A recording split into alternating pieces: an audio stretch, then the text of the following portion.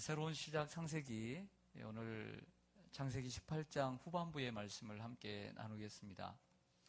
하나님께서 인간의 모습으로 아브라함 곁에 찾아오셨습니다. 아브라함은 3명의 나그네를 영접하였고 그리고 귀한 것으로 대접을 했습니다. 그런데 알고 보니 그분은 바로 하나님이셨습니다. 하나님께 귀한 음식을 대접했지만 하나님은 도리어 아브라함에게 아들을 선물로 허락해 주셨습니다. 하나님께서 이제 떠나시려 하는데 아브라함에게 숨길 수 없다 하시며 롯이 살고 있는 소돔과 고모라의 죄악상을 이야기하고 심판할 것을 말씀을 하셨습니다. 두 천사는 소돔을 향하여 가게 되고 아브라함은 하나님 앞에 서서 롯을 향한 간절한 중보기도를 올리게 됩니다. 아브라함은 이 기도 속에 하나님의 공의를 근거로 해서 롯이 살고 있는 소돔성을 위해서 간구합니다. 사실 이 소돔성을 위해서 간구했다라기보다는 연관성은 있지만 그 소돔성에 살고 있는 조카 롯과 그의 식구들을 위한 기도였습니다. 하나님, 악한 자가 벌을 받는 것은 당연한 일인 걸로 알고 있습니다. 하지만 의인이 그 악한 자와 함께 벌을 받는 것은 옳지 않지 않습니까? 이렇게 물었습니다. 의인 50명이 있으면 벌을 멈추어 주십시오라고 간구를 했습니다. 그러자 하나님은 그 아브라함의 제안을 흔쾌하게 승낙해 주셨습니다. 그러나 아브라함의 입장에서 곰곰이 생각해 보니까 기도하는 중에 50이라는 숫자가 너무 많은 거예요. 50이라는 숫자가 생각보다 소돔이 그때 당시에 몇 명이 살고 있었는지 모르지만 너무 많다고 생각이 들었어요. 불안해요. 그 정도로는 불안해요. 그래서 다시 한번 무례함을 무릅쓰고 협상을 계속해 나갑니다. 하나님, 거기서 5명이 빠진 의인 45명이 있으면 벌을 멈추어 주시지 않겠습니까? 하나님은 그 제안을 또 승낙하시고 받아들입니다. 그래도 걱정이 된 아브라함은 의인 40명을 그리고 또 의인 30명을 그리고 또 의인 20명으로 줄여가면서 하나님의 허락을 받아냅니다. 그것도 불안한 나머지 아브라함은 마지막으로 끝으로 의인 10명이 있으면 멸망시키지 말아달라고 간곡하게 부탁을 합니다. 그러자 하나님은 그것까지도 허락해 주셨습니다. 이제 의인 10명만 있으면 되는 것입니다. 아브라함은 생각하기를 아무리 소돔이 그리고 고모라가 아무리 죄악이 많고 악한 사람들이 살고 있다고 할지라도 하나님을 경외하는 의인 10명쯤은 적어도 있을 것이라고 마음으로 생각했던 것이죠. 그래서 그 기도를 멈추고 맙니다. 이것이 오늘 본문의 내용인 것이죠. 그러나 우리는 성미가 급하니까 알고는 있지만 그 결론을 좀 말씀드리자면 아브라함의 중보기도의 결과는 이렇습니다. 결국 소돔과 고모라는 의인 10명이 채 없어서 하나님께서 불과 유황으로 그 땅을 멸망시키고 맙니다. 그러나 아브라함의 기도의 대상이었던 조카 롯과 그의 가족들은 19장에 가보면 하나님이 아브라함을 생각하사 그 멸망당하는 곳에서 그들을 건져주셨다 그랬습니다. 처음에 아브라함이 기도를 할 때는 하나님의 공의에 매달렸습니다. 하나님의 공의에 매달렸다는 것은 공의라는 것, 정의라는 것이 정의하기가 쉽지 않지만 의인이 있다면 그 의인을 악인과 함께 멸하는 것이 합당하지 않다. 이것이 하나님의 공의인 것이죠. 그래서 공의에 매달렸지만 사실은 의인 몇 명이 있었는지 모르지만 9명 혹은 7명 혹은 5명 혹은 3명 혹은 1명이 있었는지 혹은 1명도 없었는지 모르지만 10명 이하였기 때문에 그 성은 멸망을 당했습니다. 그렇다고 한다면 롯은 의인일까? 롯은 의인이 아닙니다. 롯은 의인이 아닙니다. 결국 의인이 없었습니다. 아브라함이 의인이었습니다. 의인의 기도를 하나님이 들으시고 그 아브라함의 기도를 통해서 하나님께서 그 가족을 구해 주신 것입니다. 하나님은 공의가 아닌 하나님의 은혜와 그리고 하나님의 긍휼과 하나님의 사랑을 근거로 그 롯을 구해 주셨던 것이죠. 하지만 이 하나님의 큰 은혜와 하나님의 사랑과 하나님의 긍휼이 움직이게 된 것은 움직이고 그리고 그 하나님의 사랑이 효율성 있게 또 활용되게 된 이유는 바로 아브라함의 중보기도 때문이었다라고 하는 것이죠. 아무리 하나님의 사랑이 있다 손치더라도 아브라함의 기도가 없었다면 롯의 가정도 다 멸망하고 마는 것입니다. 여기에 우리의 아주 중요한 신앙의 핵심이 있습니다. 하나님은 공의의 하나님이시고 또한 사랑의 하나님이시지만 하나님은 기도를 너그럽게 받으신다는 것이죠. 그 기도를 통해서 하나님의 은혜는 움직여 갑니다. 하나님의 그 긍휼은 시작이 되는 것이죠. 작동했다고 할 수 있습니다. 오늘 이 내용을 너무나 잘 알고 있기 때문에 그 내용을 반복하고 싶지는 않습니다. 왜냐하면 제가 다시 여러분들에게 설명을 해드렸고 여러분들이 익히 잘 아는 말씀이기 때문에 이 짧은 시간에 우리가 좀 더 이 하나님 말씀에 좀 적용을 하기 위해서 그러면 이 아브라함의 중보기도를 통해서 우리가 배우고 또 주님이 우리에게 교훈해 주시는 몇 가지를 생각해 보고자 합니다. 첫 번째는 기도의 위력이라고 하는 것입니다. 기도의 위력. 롯과 그의 식구들을 구원한 것은 결과적으로는 하나님의 은혜예요. 공의를 근거로 했지만 하나님의 사랑으로, 한없는 사랑으로 구원해 주셨어요. 하지만 원인적으로 볼 때는 아브라함의 기도 때문에 역사한 거예요. 기도예요, 기도. 마가복음 9장에 보면 예수님께서 3명의 제자들과 함께 변화산에 올라가셨습니다. 나머지 9명의 제자들이 산 아래에 있을 때에 귀신 들리고 그리고 간질로 앓는 아들을 두고 있는 아버지가 그 아들과 함께 찾아왔습니다. 예수님이 안 계시니까 제자들에게 고쳐달라 해서 제자들이 열심히 기도를 했지만 그 귀신이 나가질 않았습니다. 예수님이 내려오시자 그 제자들을 책망하시고 그 귀신을 내어 쫓으셔서 건강하게 치유시켜 주셨습니다.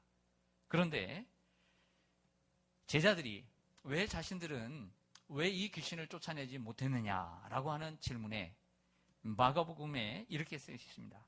기도 외에 다른 것으로는 이런 종류가 나갈 수 없느니라. 기도 외에 다른 종류.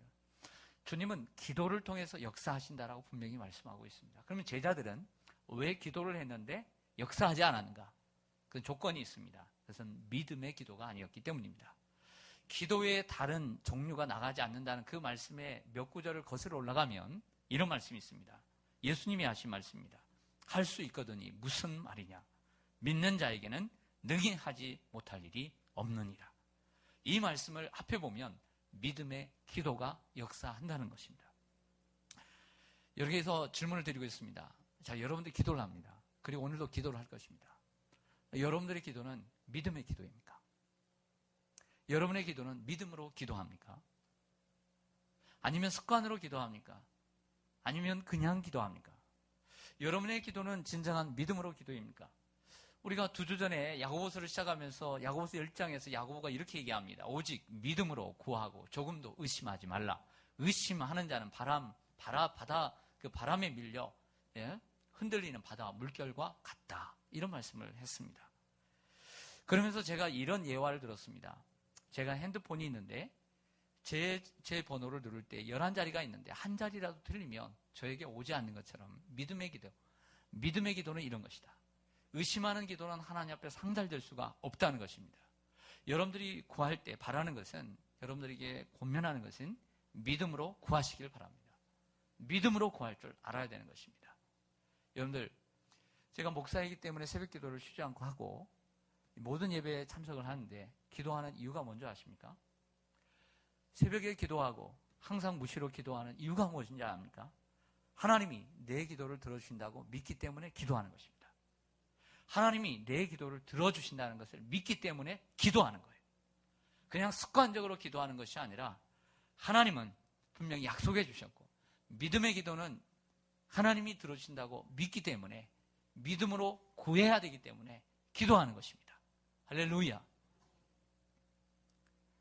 야고보서 5장 15절에 보면 믿음의 기도는 병든 자를 구원하리니 주께서 그를 일으키시리라. 혹시 죄를 범하였을지라도 사하심을 받으리라. 어떤 사람이 죄를 범했다 할지라도 믿음의 기도가 있으면 된다는 거예요. 그러므로 너희 죄를 서로 고백하며 병이 낫기를 위하여 서로 기도하라. 의인의 간구는 역사하는 힘이 있느니라. 그 의인이 누구냐면 아브라함인 거예요. 아브라함. 소돔에는 의인이 없었지만 아브라함의 의인의 기도를 하나님이 들어주신 줄로 믿습니다. 롯이 죄인이고 그 가족들이 죄인이다 할지라도 의인의 간구를 통해서 역사하셨다는 것입니다. 또한 우리가 환자를 위해서 기도할 때 믿음으로 기도해야 함을 보여줍니다. 또한 의인의 간구는 역사하는 힘이 크다고 했는데 아브라함이 의인이었습니다. 비록 소돔에 10명의 의인은 없었지만 아브라함의 기도를 통해서 하나님이 역사해 주셨던 것이죠. 스펄전이 기도에 대해서 이런 말을 한 적이 있습니다. 가장 믿음이 연약한 성도의 기도라도 사단이 벌벌 떤다. 연약한 성도의 기도라도 사단은 벌벌 떤다. 여러분, 기도가 이처럼 강한 거예요. 파워풀한 거예요. 그런데 왜 이렇게 기도를 안 합니까? 네? 연약한 성도의 기도도 사단이 벌벌 떠는데 왜 기도의 능력을 믿지 못하십니까? 조지 뮬러는 기도란 전능하신 하나님의 능력을 붙잡는 손이다 그랬어요. 우리의 힘이 아니라 전능하신 하나님의 손을 붙잡고 하나님이 일하시게 하는 것이 바로 기도라고 하는 것입니다. 여러분, 기도의 유력을 믿고 기도하는 여러분 되시기를 간절히 소망합니다. 오늘 이 아브라함의 기도는 롯의 그 멸망당하는 유황불이 팍팍팍 원자폭탄과 같은 이 위험한 물질이 떨어졌을 때 그 롯의 가정을 구원하는 힘이 있다. 누가 구원할 수 있겠어요? 누가? 예? 롯의 가정을 구원한 힘이 어디에 있느냐? 그 위력이 어디냐? 기도에 있는 줄로 믿습니다. 우리는 기도의 위력을 믿어야 합니다. 또한 오늘 이 아브라함의 중보기도를 통해서 우리가 배울 수 있는 것은 기도의 특권이라고 하는 것입니다. 기도의 특권. 여러분, 아브라함이 우리에게 보여준 기도는 하나님의 자녀들에게 하나님이 허락해 주신 기도의 특권을 볼 수 있습니다.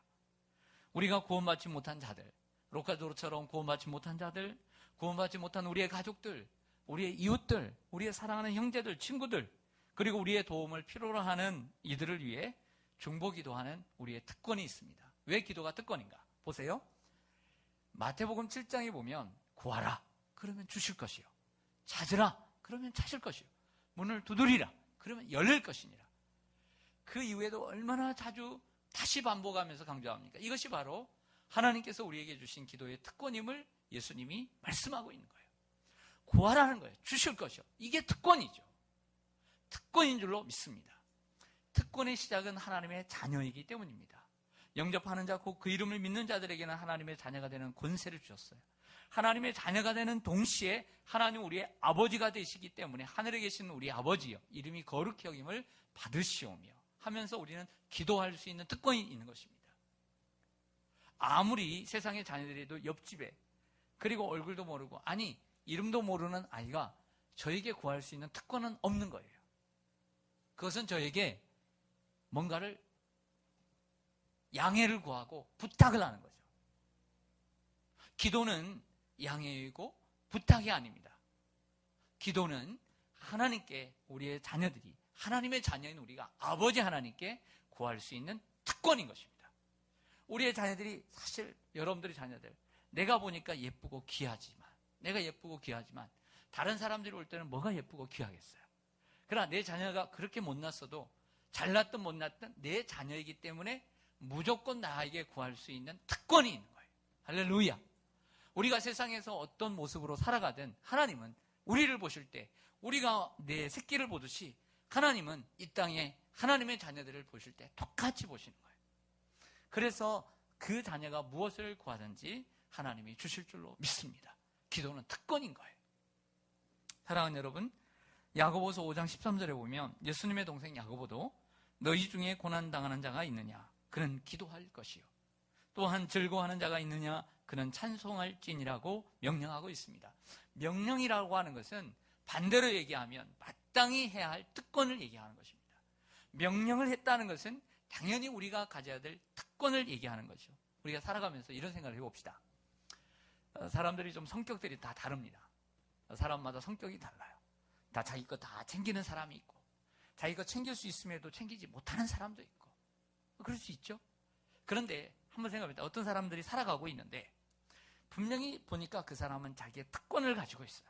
근데 특권을 가지고 있는데 그 특권을 사용하지 않는 이들을 보면 여러분들은 무슨 생각이 들어요?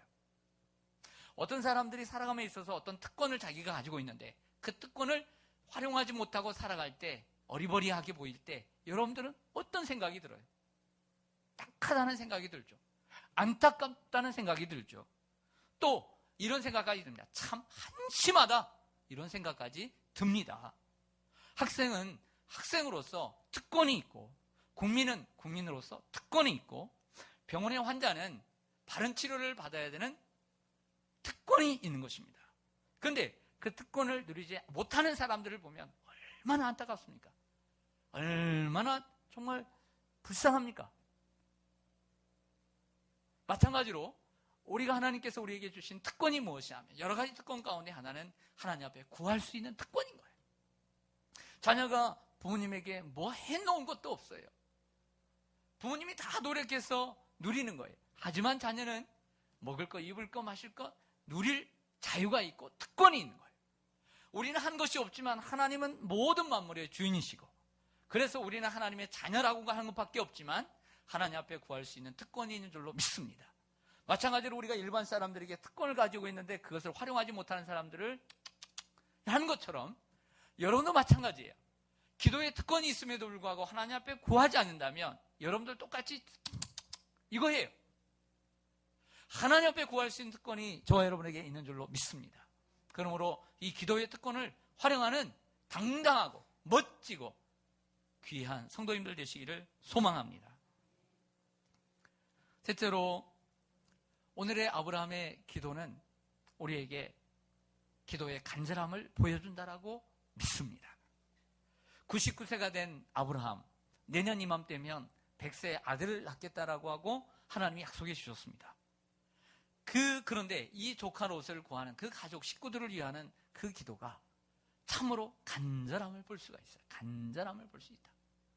오늘 22절을 보겠습니다. 22절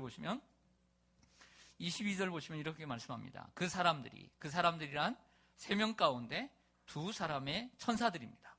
거기서 떠나 소돔으로 향하여 가고 아브라함은 따라가겠습니다. 여호와 앞에 그대로 섰더니. 그렇습니다. 그의 기도는 하나님 앞에서 드리는 기도였기 때문에 간절합니다. 여러분, 이렇게 생각해 보십시오. 우리가 사실은 하나님이 영이시기 때문에 보이지 않습니다. 근데 하나님이 좀 앞에 앉아 계시고 하나님이 좀 서 계시면 우리의 기도가 간절할까요? 아니면 그냥 평상시에 우리가 가끔씩 정신 놓고 기도하는 것처럼 그럴까요? 지금 하나님이 정말 실물로 계시다면 우리의 기도가 그냥 중언부언할까요? 그냥 말했다가 말았다가 그럴까요? 아니면 정말 눈을 바르게 바라보고 그분 앞에 진실하고 또 간절할까요? 당연히 간절하죠.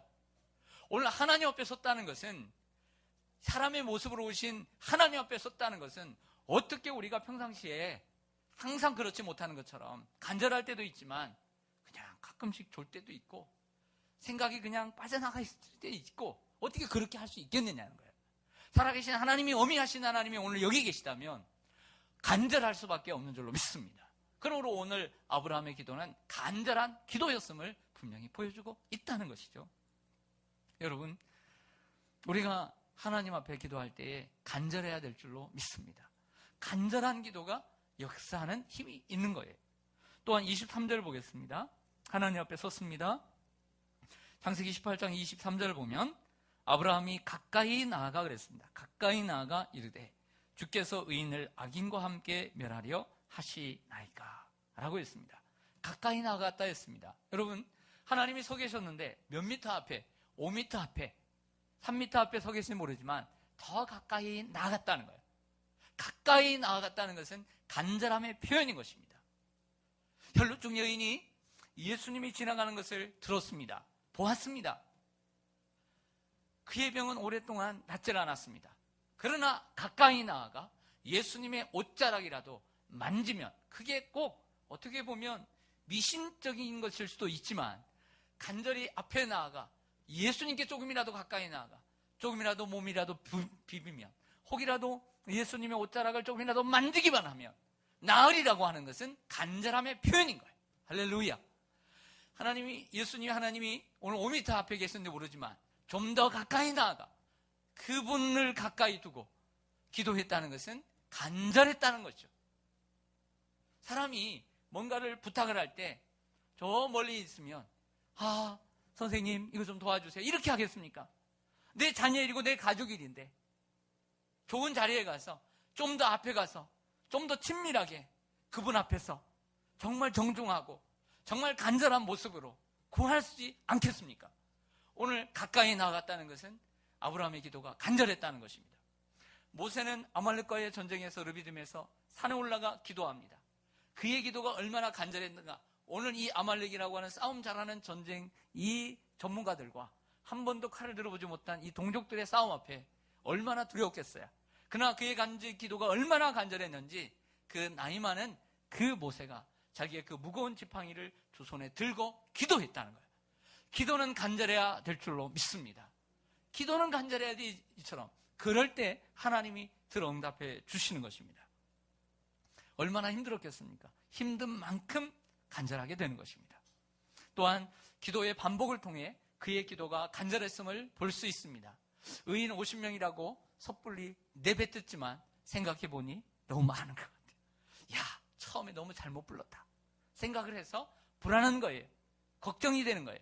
그래서 45명으로, 40명으로, 다시 30명으로, 다시 20명으로 정말 마지막으로 딱 한 번만 10명 정도는 될 것 같다 생각하고 10명까지 구하는 걸 보면 반복적인 기도가 단순히 중언부언의 기도의 차원이 아니라 그 기도가 꼭 응답되기를 원하는, 사랑하는 롯과 그의 가족들이 구원받기를 원하는 간절함이 절절히 묻어있는 기도인 줄로 믿습니다.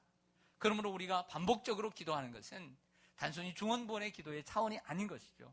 우리가 매일 새벽마다 이 시간마다 기도를 합니다. 어떻게 보면 그럴 것입니다. 오늘 목사님 오늘 기도의 제목이 거의 비슷하네. 지난주나 뭘 별 다르겠습니까?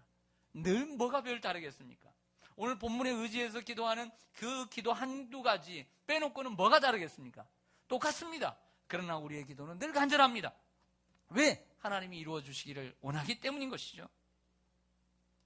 어떻게 해서든 롯을 구원하고자 하는 마음, 수십 년 동안 함께 지내며 그 갈대아 우리에서 함께 나와 그 동생이 죽고 그 하란의 그 동생 하란의 그 아들 그 롯과 함께 살았던 삶을 돌아오면 이가 이렇게 멸망을 그대로 당하면 안 되겠다. 마찬가지로 우리의 가족들도 나를 낳아주신 부모님 어떻게 저렇게 죽어서 지옥에 보낼 수 있을까? 나하고 함께 한 배에서 태어난 우리의 형제, 우리의 고모, 우리의 이모, 우리의 삼촌 어떻게 저렇게 지옥에 보낼 수 있을까? 함께 한 세월이 얼만데 이런 생각을 가지며 우리가 기도하게 되는 것이죠. 야고보서 5장 17절 이하를 보면 엘리야는 우리와 성정이 같은 사람이로되 그가 비가 오지 않기를 간절히 기도한즉 3년 6개월 동안 땅에 비가 오지 아니하고 다시 기도하니 하늘이 비를 주고 땅이 열매를 맺었다라고 야고보는 설명하고 있습니다. 엘리야도 간절히 기도했습니다. 믿음의 대가라고 기도의 대가라고 저 하늘에서 불을 떨어뜨리기 위해서 갈멜산에서 송아지를 태울 수 있는 이러한 능력의 사람이라도 그냥 가볍게 기도했다라고 생각하십니까? 절대 그렇지 않습니다. 그 사람들이 다 간절히 기도한 사람들이라는 것을 명심해야 합니다. 하물며 우리 같은 일반 범인이 하나님 앞에 기도할 때 평범하게 어떻게 기도할 수 있겠습니까? 간절히 기도해야만 합니다. 우리의 예수님도 겟세마네 동산에서 울며 그 땀방울이 핏방울처럼 떨어지는 그 간절한 기도를 드렸지 않습니까? 그러므로 우리도 간절히 기도해야 될 줄로 믿습니다. 끝으로 오늘의 포커스는 영혼 구원입니다. 오늘의 기도의 제목도 영혼 구원입니다. 영혼 구원을 위한 기도는 그 어떤 기도의 제목보다 더 간절해야 한다. 자, 여러분, 우리가 일반적으로요, 우리가 더 많은 돈을 벌려면 100이라는 돈을 벌려면 100이라는 수고를 해야 하는 것입니다. 10이라는 돈을 벌려면 10의 수고를 하면 되는 거예요. 만이라는 돈을 벌려면 만의 수고를 해야 하는 거예요. 마찬가지로 영혼 구원의 기도는 그 어느 것보다 귀한 기도이고 무거운 기도인 거예요. 그러면 영혼 구원은 어떤 기도보다도 귀한 기도이기 때문에 그 기도, 그 결과를 위해서, 그 좋은 성취를 위해서, 목적을 이루기 위해서 우리의 기도는 더욱더 간절해야 돼요. 할렐루야. 대가는 더 치러야 된다는 것이죠. 모세는 출애굽기 33장에서 모세는 황금송아지 사건 이후에 민족을 구원하기 위해 자기의 생명을 걸었고, 바울은 가족과 동족을 구원하기 위해 자신의 목숨을 걸었습니다. 자신의 생명을 걸고 자신의 목숨을 걸을 정도가 되어야 자기의 동족의 생명을 구할 수 있었습니다. 사랑하는 성도 여러분, 우리에게 있어서 절대로 소홀히 하지 말아야 될 것, 그것은 기도입니다. 특별히 구원받지 못한 가족과 이웃을 위한 중보의 기도. 그렇기 때문에 우리는 우리의 사랑하는 가족과 이웃을 위해, 부모와 형제를 위해 아브라함과 같은 가정의 기도의, 가정구원의 기도의 헌신자가 되어야 할 줄로 믿습니다. 기도하겠습니다.